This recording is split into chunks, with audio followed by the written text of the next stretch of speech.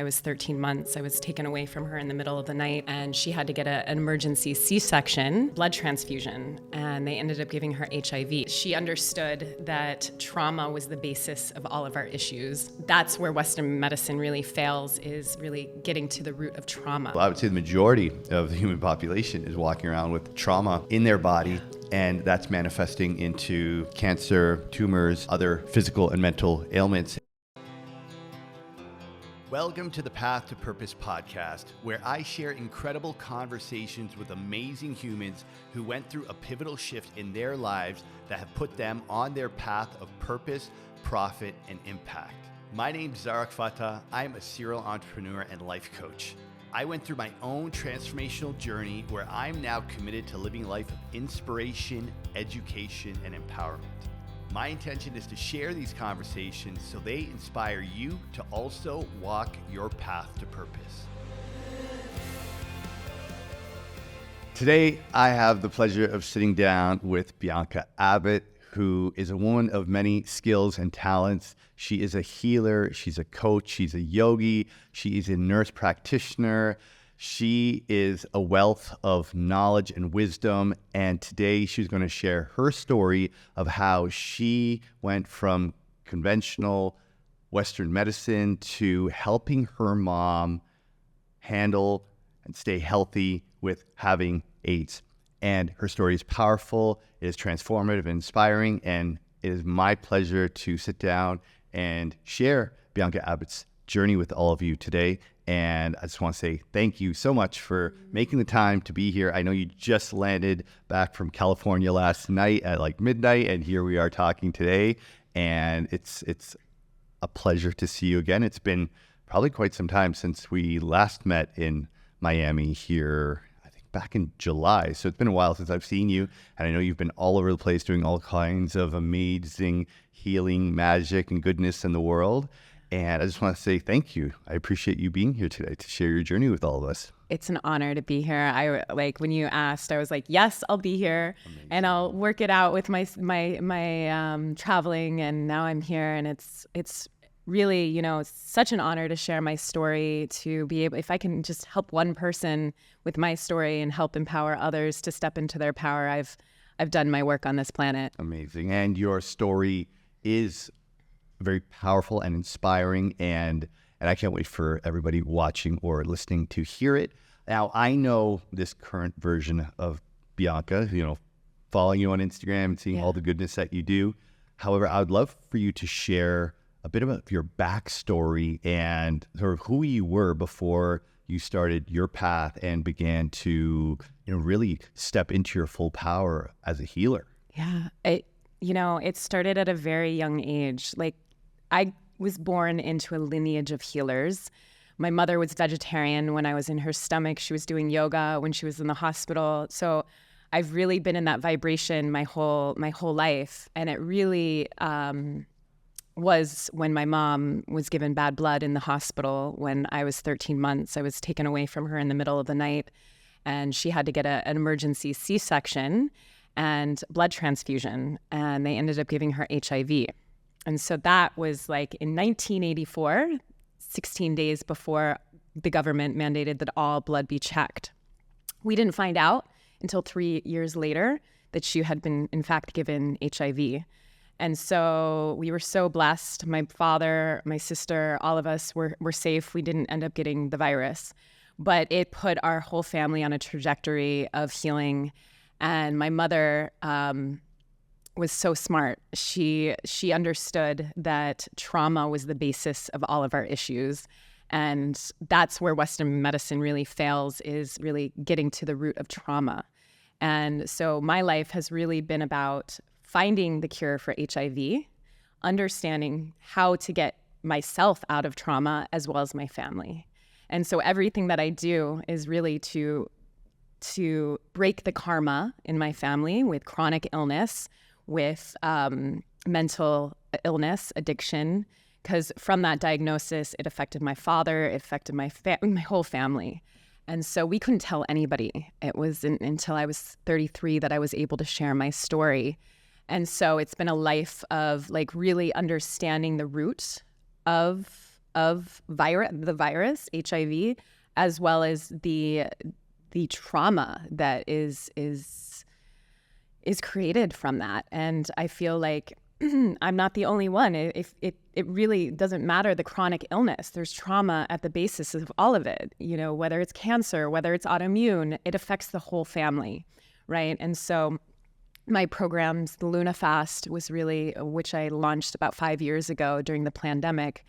I helped thousands of people around the world to really get to the root of their issues, because functional integrative medicine, they'll throw supplements, but if you're not cleansing and detoxing the body first, really having a clean canvas, you're missing the whole point of healing.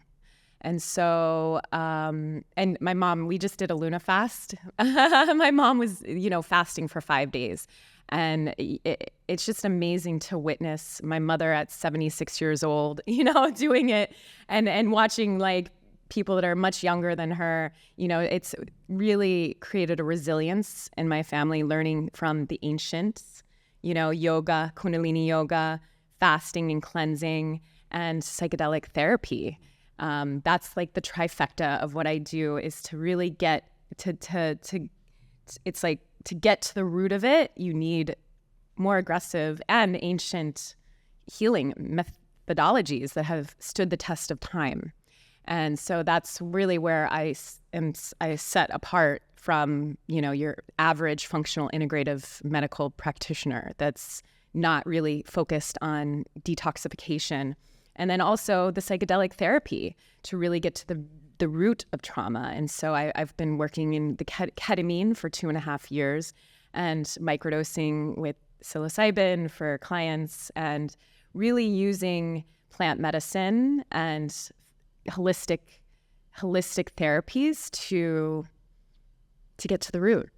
Yeah, beautiful. And now more than ever, addressing the root cause of these diseases is so important, because as you said, Western medicine will prescribe all the pharmaceuticals that will numb and temporarily cover up the illness and symptoms, but it doesn't address the root cause. And that's why, as you know, going back to the originating incident, being able to resolve the unprocessed emotions, which is what trauma actually is what will truly be healing. Because when you can go back and revisit the originating incident that created that emotion that's trapped in the body, that is how you heal, by processing, feeling, releasing, and ultimately healing from that experience. And there's so many people, I would say the majority of the human population is walking around with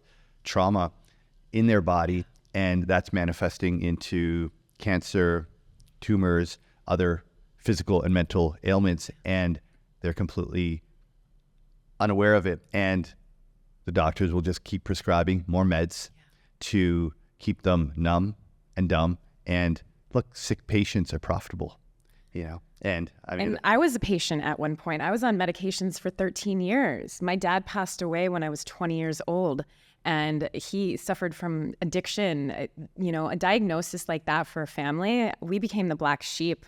It was very difficult, and we couldn't tell anybody because we would have been just pushed away from society.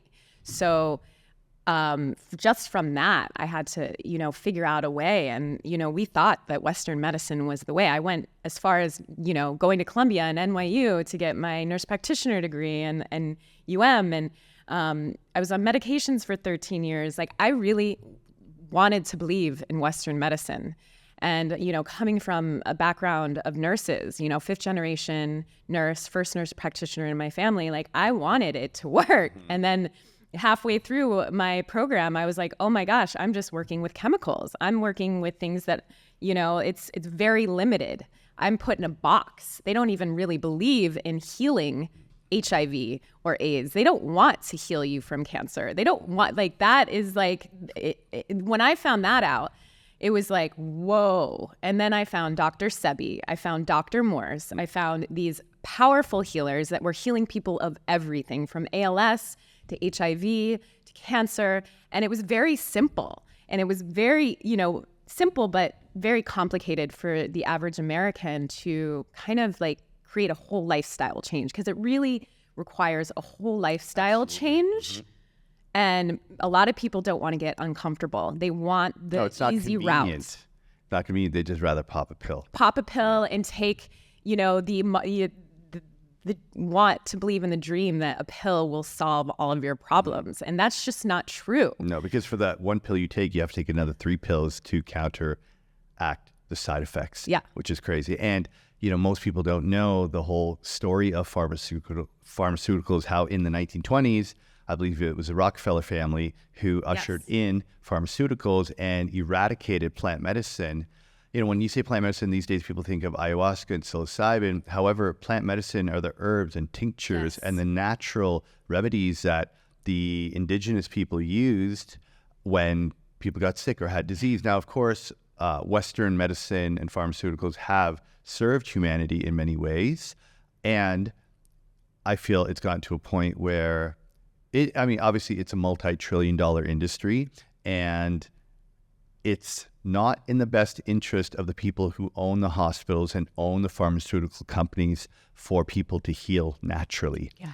Because when we are numb, dumb, and medicated, we are profitable, right? And if we knew that we had the ability to heal ourselves through quantum medicine, through our energy, through meditation, through organic food, through fasting, that would cost the pharmaceutical industry trillions of dollars. So why would they want us to know, right? Exactly. Like, my mission is to empower the healer within. Like, empower people, to give them the knowledge and then have them go and heal themselves. Because at the end of the day, you're going to heal yourself. No doctor, is going to heal you. You have to take the steps and really face your shadows, your darkness. If you want to get to the root of the trauma, it's not an easy way, but it's way better than living a life that's inauthentic, that's sick, and in misery. And I think we are living in a culture where we have normalized being in trauma, being in misery, being in depression. And being in fear. You learn depression, you learn anxiety. These are learned behaviors, and you can unlearn them, right? And so that's why I really love Kundalini Yoga. I just got back from Jayadev. I've been co-facilitating new teachers to come into this world, Kundalini Yoga teachers, and it's been so beautiful to watch them transform with the technology of yoga. And to see, when I found Kundalini Yoga, I found a way for my whole family to heal, because there wasn't any medication that was going to help us to really, like, using your own prana, using kriyas, using meditations that have been around for thousands of years. And the yogis had a prescription for so many illnesses through kriya yoga. And this is, and I was just astounded when I found this information. And for the first time in my life, I could get out of pain without medication. I didn't have to numb myself anymore. I could confront it and get very quick results through using my breath, through using kriya, through committing at 4 a.m. to look at my stuff. Because at 4 a.m., that's when we can really dig deep into our subconscious mind. And so, for 10 years, my sister and I have been co-facilitating a space for our community to come together at 4 a.m. We're literally going through a 40-day 4 a.m. container here, Aquarian Sadhana, at Miami Shores Community Church, which has been amazing. And to just witness our community stepping up, waking up, coming together to elevate their spirit, to look at their issues, and to take in the sweetest time of the day, and to use the power of this practice to connect to the divine, and to get the blueprint through that connection with the divine to heal themselves. Because if it wasn't for my connection with the divine, I would not be here today. My family probably wouldn't be alive, to be honest, because I didn't have any doctors that could help me, my sister, my family of the trauma that we were in. I was in therapy at 7 years old. I was lucky enough to work with so many different doctors and healers to find out that it doesn't work. I had to travel all around the world to India and Bali and study with master teachers and healers to find the true answer. Or my mom would have died of AIDS. My family would have passed away from mental illness. Yeah, and that's one thing I wanted to ask about, because I can't even imagine what it would be like to grow up having the secret of your mom is sick. Yeah. And you can't tell anybody because you would be blacklisted. Yeah. And as a young child, receiving that news of, mommy's sick and you can't tell anybody, I can just imagine the psychological impact that must have had on you and your family. I mean, I grew up in Naples, Florida. So I grew up around a very wealthy, 20 people in my class from like kindergarten to high school. So I grew up in a very tight-knit upper class society, and we could not say a word because I couldn't have friends. If I come over and hang out with me at my house, we would have been ostracized from the community. And people that were sharing their diagnosis were given death threats. Wow. And people would vandalize their cars, their house. So we had to really keep it a secret. And that, I think, the secret is really what kept my family sick for so long. Yes. But my mom was such an activist. She started the Vegetarian Society of Naples. We had people from all around the world come to our house and talk about health and healing. But yet she couldn't share her diagnosis and her true reason for stepping into her power. And so that was really my mission, was to really be an activist, to step into that authenticity and take off the mask. Yes. And I did it with my community. My mom was on her deathbed. There was nothing we could do. And I was like, okay, we're taking you to 4 AM sadhana for 40 days. And we'd wheelchair her. She was so brittle, if she fell, her bones would break. So I had to heal my mom, help heal my mother of not only her frailty and her she didn't want to live, right? So bringing her at 4 a.m. every day for 40 days, she didn't have to do anything. She just had to be in the energy of us praying, of us doing the yoga, and it brought her back to life. And so from that, and from, working with Dr. Sebi and Dr. Morse to heal her, get her off all the medications, alkalize her body, get her on the right herbs and nutrients to come back alive, was really what set the foundation for Luna Fast, for working with psychedelics and Kundalini yoga. I saw, you could not easily rehabilitate, but yes, there's steps to take and you can heal anything. Mm-hmm. And from that, I've, held space for thousands of people to heal at the root from autoimmune conditions, diabetes, obesity, chronic health conditions, mysterious illnesses that they've gone to the functional integrative doctor, they've gone to the naturopath, they've done these things, but still aren't getting the results. And so it's really put me in a unique space. Once you learn how to heal HIV, you can heal really anything in the body. And now my mom's been medication free and she's on her own. I spent most of my early 30s rehabilitating my mother in community because I was going through it. And so I needed the help and support of my community. So now I create containers that involve community because it takes a community to heal. You find immunity through community. Love that. And we all need each other. Absolutely. And I think right now we're dealing with an age of isolation is really the root of a lot of dis-ease in our world, especially in the cities. You could be in a city and be so isolated at the same time, very alone. And especially entrepreneurial life, if you're behind a community or behind a screen all day and not connecting. And so through my program, the Luna Fast, and through Kundalini Yoga with the 40-day 4 a.m. and everything else that I do with psychedelic healing, ayahuasca, psilocybin. It's amazing what happens when you bring a group of people together that really have the intention to heal themselves and to get to the root of their issues and step into their highest self. Absolutely. That collective energy of people, of a shared vibration, helps to elevate everyone else. Often when people would come visit me in Nosara, Costa Rica, people would say like, wow, I just feel better being here. And they can't quite put their finger on it. But, when you live in a town of, 4,000 or 5,000 people, and a lot of those people are in the work, and a lot of people are coming to that destination for meditation, for healing, for retreats, for ceremonies, there's a vibration to the collective consciousness that you may not be able to consciously acknowledge, but it's something that creates that shift within you. And that's why certain parts of the world, I believe, are like vortexes, like Sedona, Ibiza, like northern part, probably Ojai, California, I would say. And so there's these pockets where you have conscious, self-aware people who are doing the work, and it's palatable. You could really feel it. Now, one thing you shared about, living in that state of guilt, shame, worry, those are the lowest vibrational frequencies.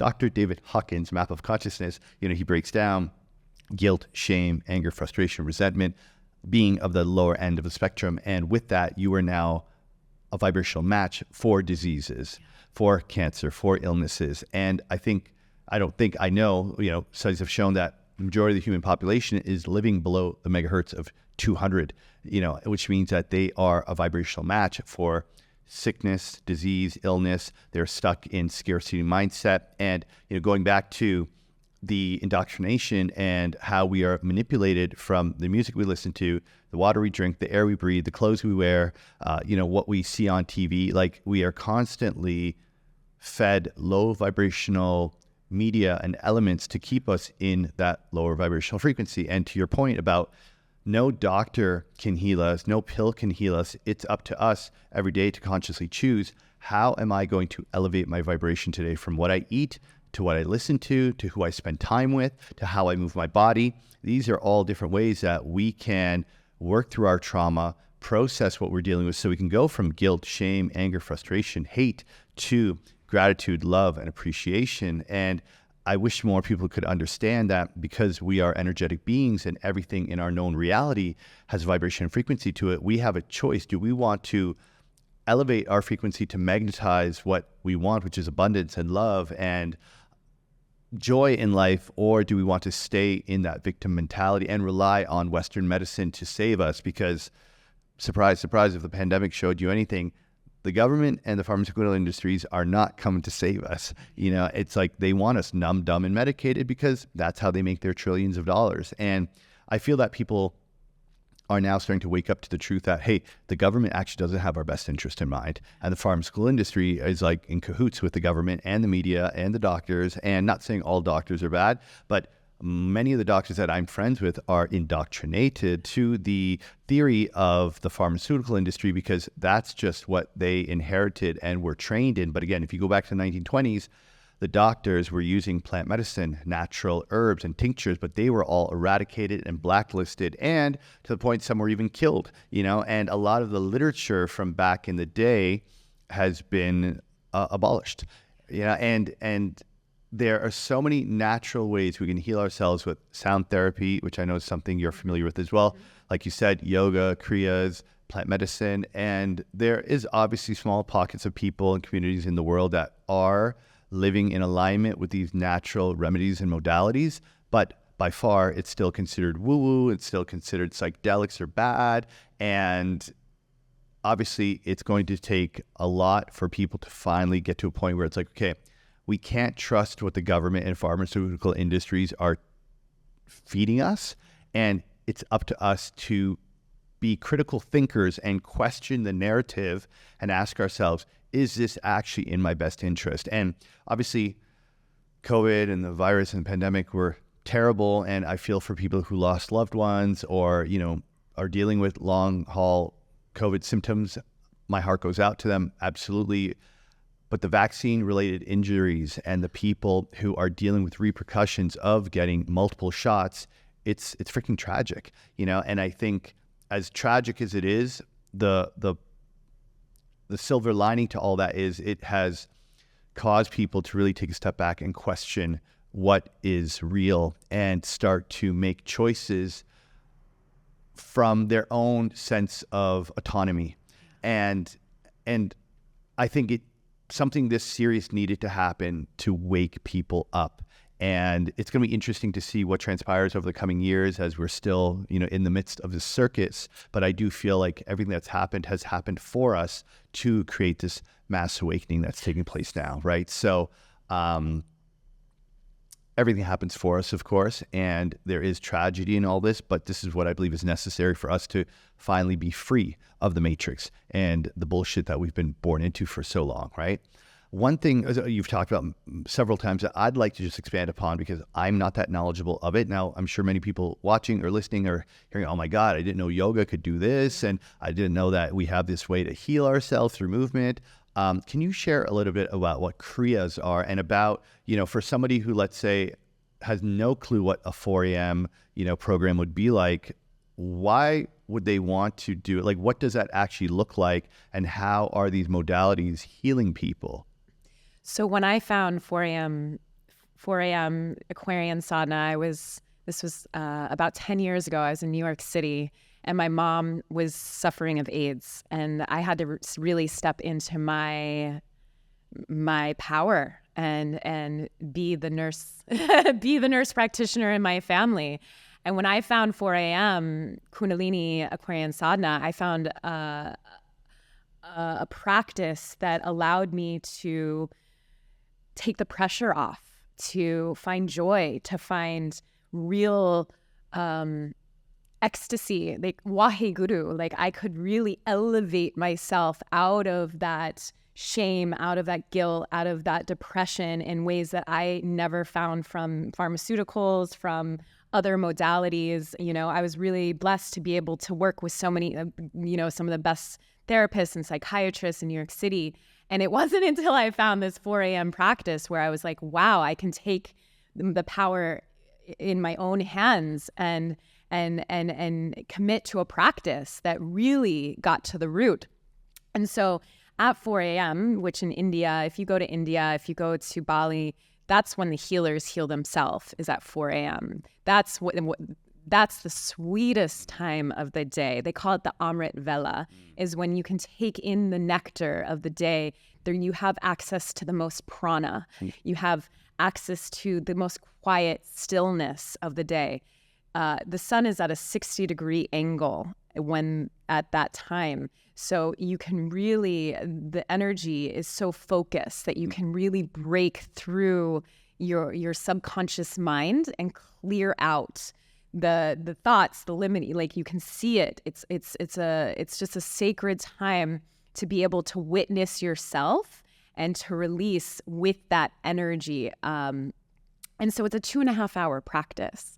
And we start with the Japji, which is an ancient prayer that has been such a powerful document, a vibration for me to get out of my own suffering and to break the karma of family, of money, it goes through everything, followed by a kriya, which a kriya is a set number of postures to prescribe for elevation, or for there's thousands of kriyas, and each kriya has a set of postures to plant a seed.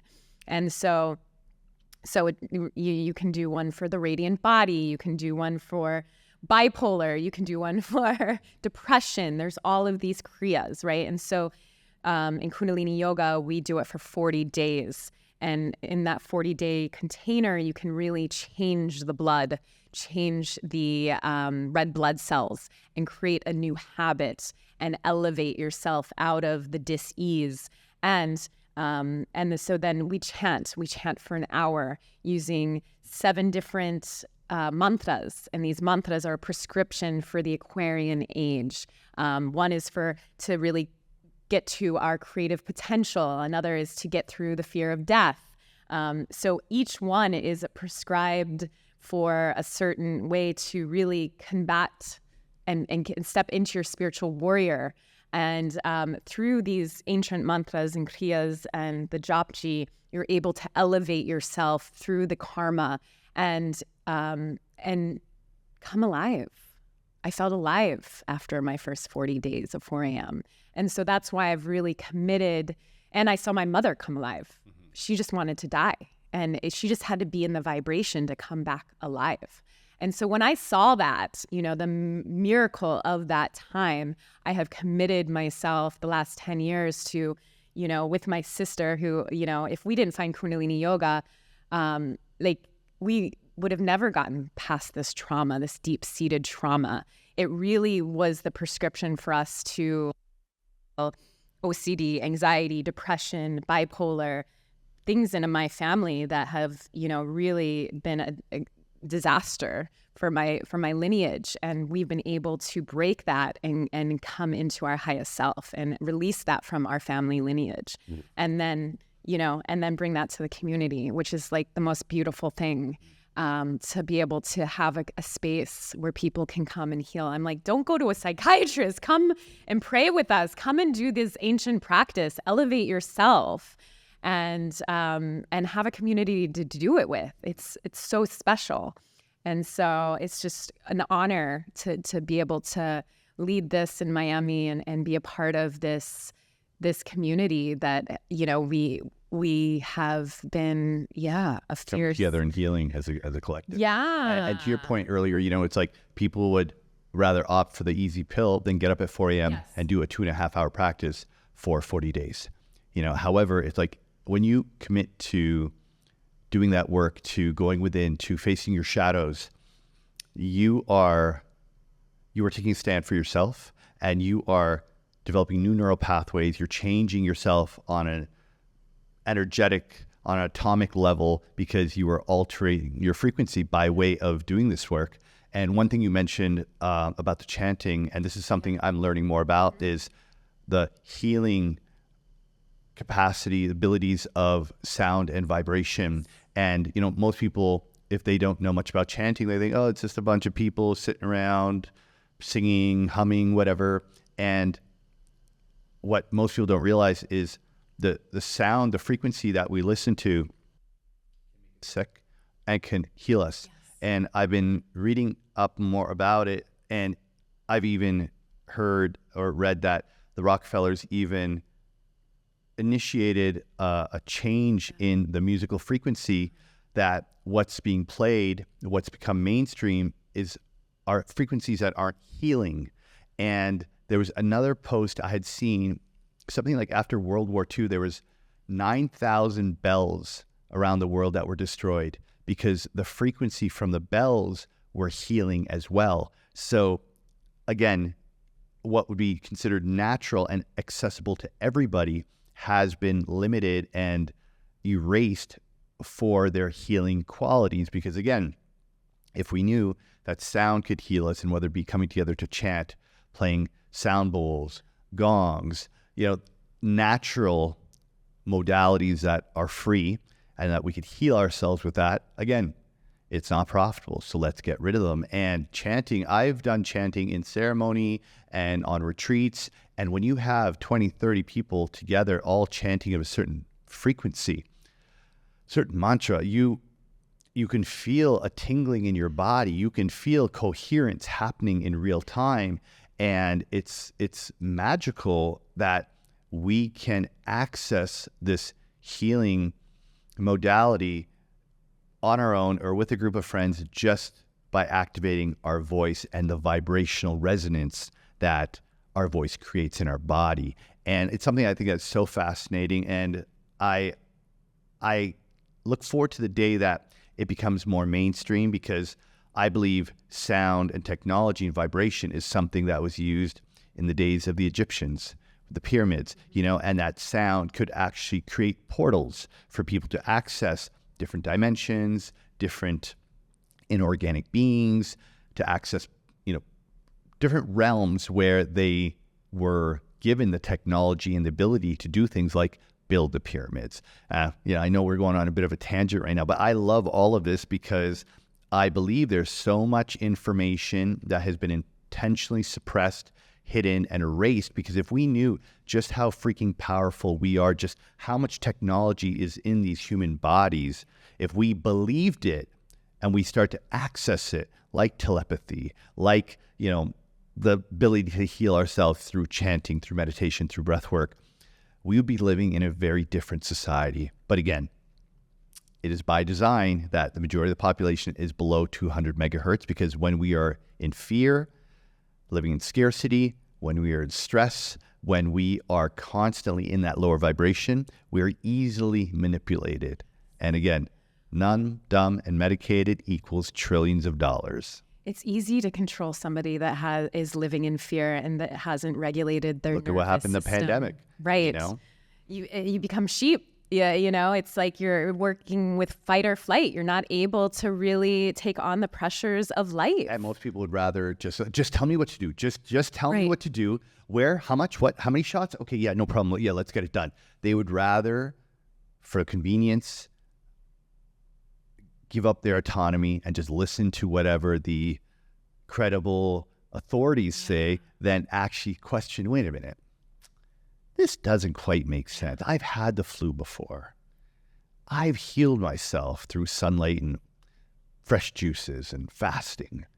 So why am I going to take this thing? Because the celebrities on Instagram are now telling me to, because they're offering me fucking donuts and fries if I go get it?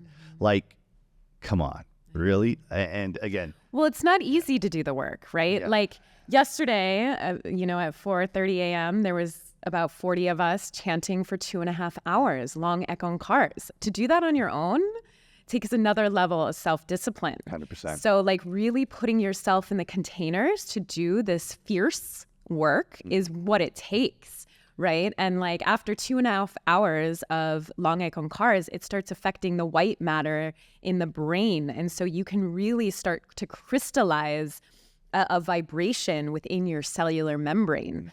But it's really impossible to do it on your own unless you're like on the path and you're strict. And so I understand most people don't have 2.5 hours in their day, but if you are ready to heal and you've been in a state of misery and depression, you're going to do whatever it takes. You're going to put your forehead on the ground. You're going to be on your knees in humility because, you don't want to continue. Yeah. Because as uncomfortable as that is, chemotherapy is far more uncomfortable. Dialysis is far more uncomfortable. So the probable outcome, if you don't take radical action when you are in a situation like that, is not good. So can you be proactive? Can you commit to a practice to get yourself into alignment, to create coherence in the body so that you don't end up there, right? And to your point about coming together for community and coming together with community for a shared intention, when you start to walk this path and you start to discover these modalities and you start to realize and process your trauma and you're taking action, there are many people in your life who aren't going to understand it. Most people, they want to sleep into 6 or 7. They want to be up at night watching Netflix, out at the bars drinking on the weekend. That's how, majority of society lives, and I'm not judging or knocking it. I was in the hospitality industry for 25 years, and you get to choose how you want to create your life. And most people are not creating their life. They're just living the life that they wake up to every day. And when you start to realize, hey, I'm actually the creator of my life. I am the creator of my abundance, of my love, of my health, and I need to be disciplined, committed, and intentional. You start to realize like it's on you. Nobody else is going to show up and give you the life you deserve.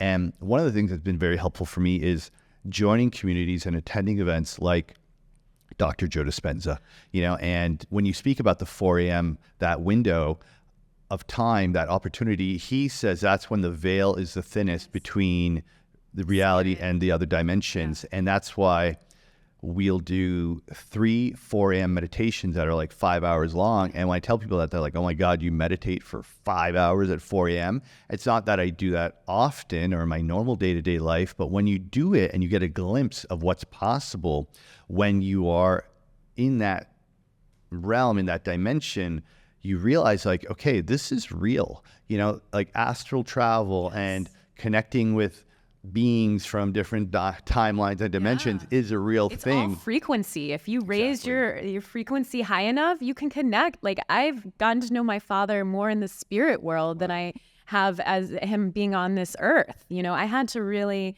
go through forgiveness and understanding and love in the spirit world with my father at 4 a.m. and with my grandparents. Like my grandparents, I come from a very like religious family, Catholic. And, you know, I understood through the spirit world that my grandfather was really proud of me for going this path, you know. He really wouldn't have agreed when he was on earth with my walk. And it wasn't until I really could connect in that 4 a.m. frequency and connect with my grandfathers and my father and really have that dialogue and some of the most beautiful heart-opening experiences with them in the spirit world and come full circle in my own healing, because we couldn't do it on this earthly planet because the vibration was so low and they didn't have the tools for the healing. Like I did this walk because now I have the treatment plan that I wish I had from my father and that when he was alive. So because I have a lot of addiction in my family, and food addiction, drug addiction, depression, bipolar. And so now I have the prescription to now help others, which has been, a long road to get here, a lot of shadow work, a lot of working through all of it and having my face in the dirt with ayahuasca and like confronting the ugliness of my ego, my narcissism, and like all the realms of my being that were keeping me small and limited and sick and in misery. And so I'm really grateful for the plants to really bring me back to the earth and these practices to bring me into the spirit world, right? It's like learning how to live in both, because we are spiritual beings. Absolutely. And if we don't know our spiritual nature, we're missing a huge part of what we're capable on this planet. Like you said, we are so powerful, and they want to keep us from understanding our power, keeping us numb and dumb and medicated so that we don't evolve. And because when we do evolve, we are not controlled anymore. Exactly. We become sovereign beings. And when we're sovereign, it's like, wow, we have access to all of it now. Like we are living in one of the best times in history. And it's been so amazing to watch this awakening, this grand awakening. And yeah, it's painful when you have to see the parts of yourself and to wake up. But that's what we need. We need a culture that's ready to step up into their heart-centered warrior path and hold the torch, for your ancestors, and to resolve our ancestral karma, to resolve our familial karma, so we don't continue this sick trajectory that we've been on. And, it's the dark ages. We're coming into the golden age. And what a blessing to walk out of this dark age and have now all of these tools, and be able to travel to India and Bali and like learn from the ancients and see what is capable. Because like you go to India and it is not a pleasant place. So much trash and poverty. I mean, most of the world there you find a lot of this poverty, but yet they have nature, they have each other, they have the simplicity of life, which is family and connection and their yogic practice. And they're more elevated than we are here in America with all the riches and the technology. And when I saw that, I was a missionary for many, many years. I still am. And I learned from the indigenous how to be happy because I didn't know how to be happy. And I had it all. I was a privileged white girl in America, and I didn't know how to be happy because I was like, I'm dealing with all of this chronic issues and Western medicine isn't helping.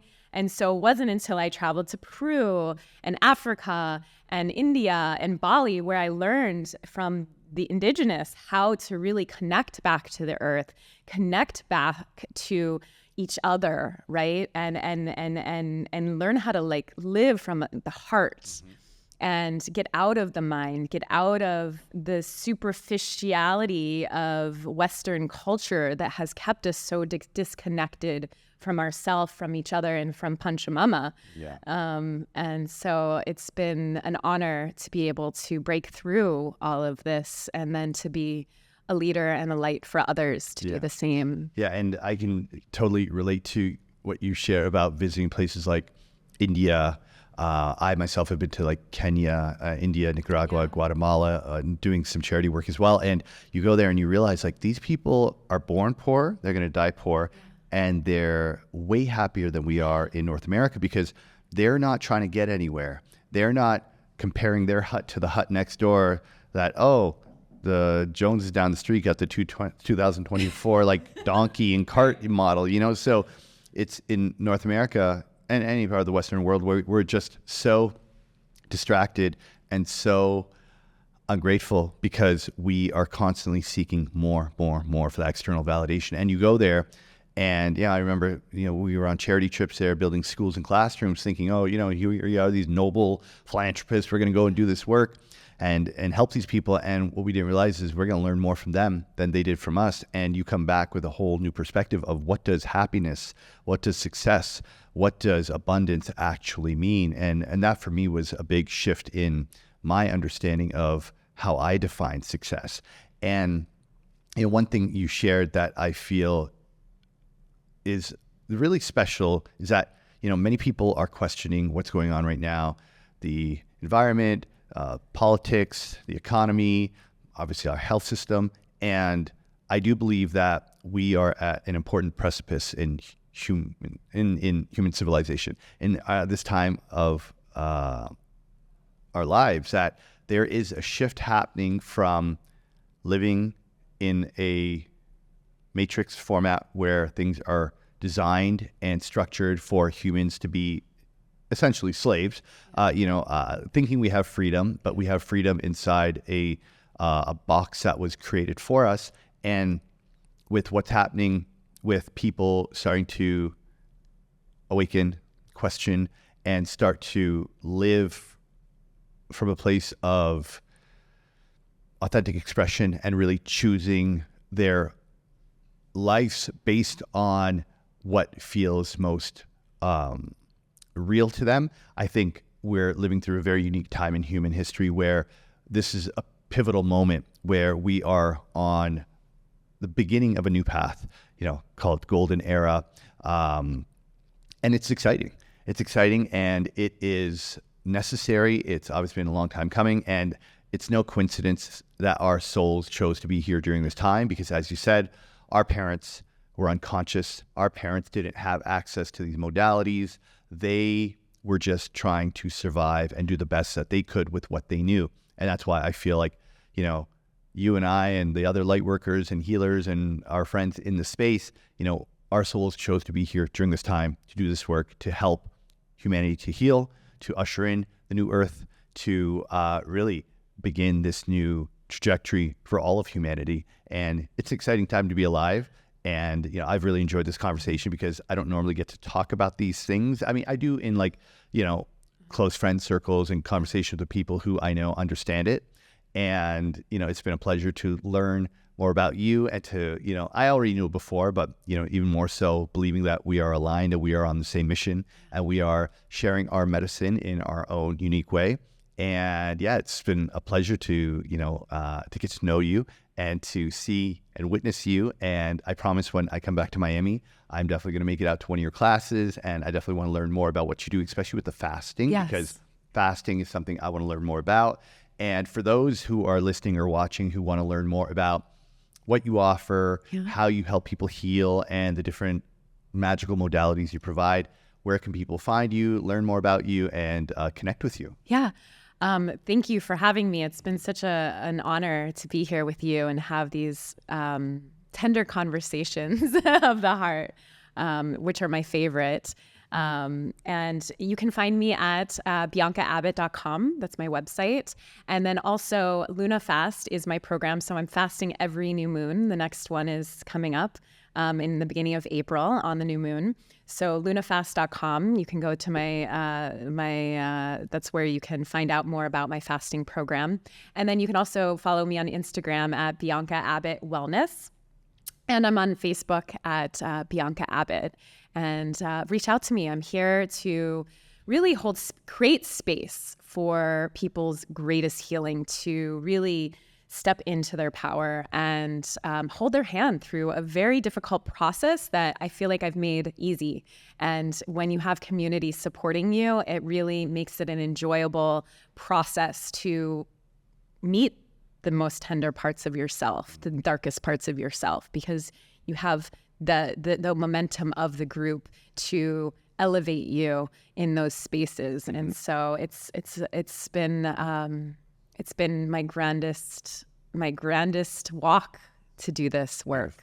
Well, thank you for the work that you do. Thank you. And, I often like to tell people inner work, personal development is only work that you can do, and you don't need to do it alone. Yeah. And embodiment, we're in the age of embodiment, right? Stepping into our authentic nature is really what it takes to survive these times. Absolutely. And so it doesn't have to be very expensive either.